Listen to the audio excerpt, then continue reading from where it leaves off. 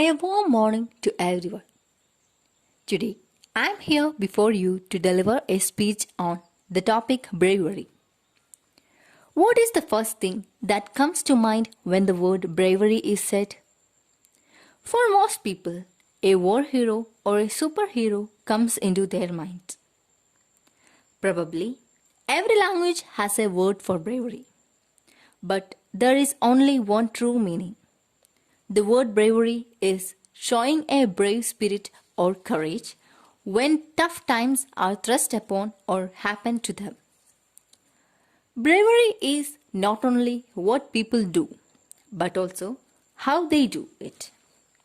The concept is also showiness, splendor, and magnificence. Bravery may be shown in different ways. A person may jump from a plane or walk on fire to show that he or she is truly brave. Then again, sometimes bravery is something that a person has inside him or her and is never shown as an action at all. For thousands of years, people have used words that describe the concept of bravery. The history or etymology of the English word bravery is as follows. The word originated in Latin as barbarus. The Romans who spoke Latin were warriors, so it is logical they would have a word that talked about their courageous actions. The vulgar Latin, which has spoken Latin, was transformed by Middle French in the Middle Ages as well as by Middle English.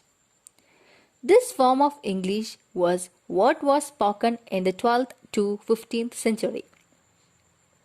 From the Middle English evolved the English we speak today and with it the word bravery.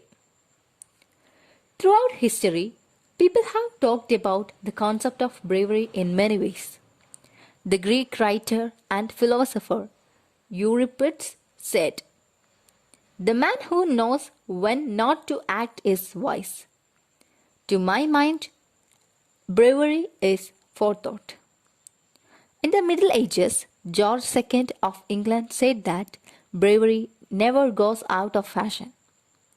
Later, Francois de la said true bravery is shown by performing without witness what one might be capable of showing all the world. Bravery has seemed to be an important concept or action throughout history. When Francois de la Rochefoucauld spoke about bravery, he pointed out an important feature of virtue's true meaning. Then he made the distinction between people's private action versus their public ones. He made it clear that people who do good deed only to get rich or famous are not practicing bravery. True bravery is helping people or animals simply because their actions benefit mankind. It seems that we often misunderstand this aspect of bravery and make the wrong people famous while forgetting about others who show bravery throughout their lives. The one person that for me most represents bravery in this century is Martin Luther King Jr. Mr. King was born in Atlanta, Georgia, when black men and white men did not mix. When he died, these two races were a little closer to peace.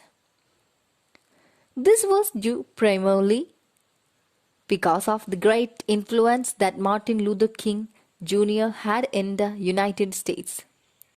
He got on the bandwagon of civil rights movement with the Montgomery bus boycott. He kept leading the movement after his house was bombed.